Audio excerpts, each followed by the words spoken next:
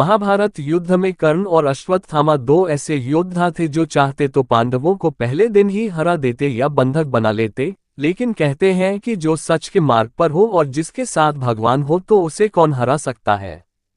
कर्ण और अश्वत्थामा दोनों ही महाशक्तिशाली योद्धा थे। आओ जानते हैं इन दोनों में कौन सबसे शक्तिशाली था।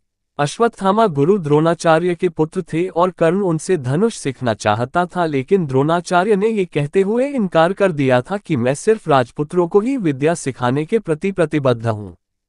इस प्रसंग के बाद भी कर्ण और अश्वत्थामा में गहरी मित्रता थी। 1.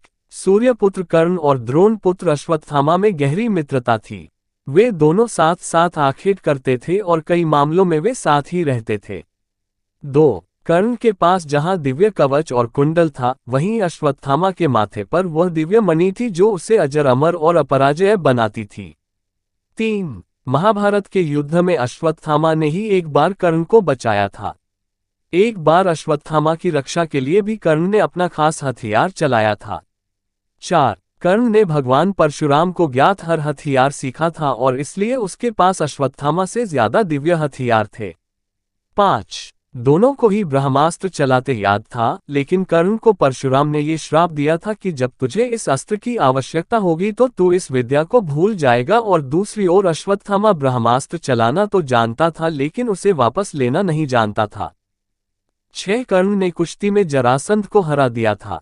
कर्ण ने अपने धनुष की नोक से 10,000 हाथियों वाले भीम को कुरुक्षेत्र में घसीटा था, लेकिन अश्वत्थामा में इतना बल नहीं था। 7.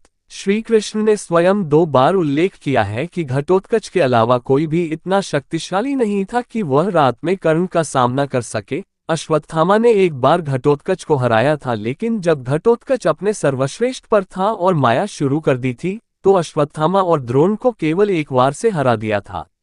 8. बाद में दुर्योधन ने घबराकर कर्ण से घटोत्कच पर अपना अमोघ अस्त्र चलाने को कहा था। इंद्र से प्राप्त कर्ण ने उस अचूक अस्त्र को अर्जुन के लिए बचाकर रखा था जिसे वह एक बार ही इस्तेमाल कर सकता था, लेकिन घटोत्कच ने त्राही त्राही मचा रखी थी, तब कर्ण को मजबूरन उस पर यह अस्त्र चलाना पड़ा था। 9. अश्वत्थामा को युद्ध में अजेय माना जाता था और युद्ध के मैदान में कई योद्धा उनसे डरते थे। कर्ण शक्तिशाली होते हुए भी अजेय नहीं था। अश्वत्थामा को मारना नामुमकिन था, लेकिन कर्ण को अर्जुन ने मार दिया था। 10. कर्ण के पास इंद्र, भगवान शिव और उनके पिता सूर्य द्वारा दिए गए दिव्य हथियार थे जो उन्हें युद्ध में एक दुर्जय प्रतिद्वंद्वी बनाते थे। अश्वत्थामा गुरु द्रोणाचार्य के पुत्र थे और उन्हें दिव्य हथियारों के इस्तेमाल में उनकी विशेषज्ञता के लिए जाना जाता था और विशेष रूप से ब्रह्मास्त्र के इस्तेमाल में कुशल थे, जो व्यापक विनाश करने में सक्षम एक शक्तिशाली हथियार था।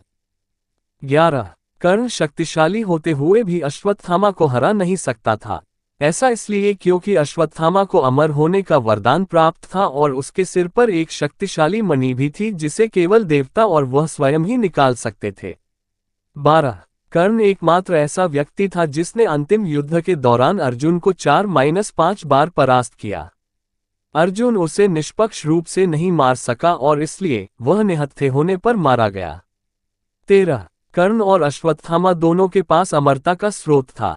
कर्ण के पास उसका कवच और अश्वत्थामा के पास उसकी मणि। कर्ण ने अपना कवच खो दिया और फिर भी वह अश्वत्थामा से अधिक शक्तिशाली था। सोचो क्या होगा अगर अश्वत्थामा ने अपनी मणि खो दी होती।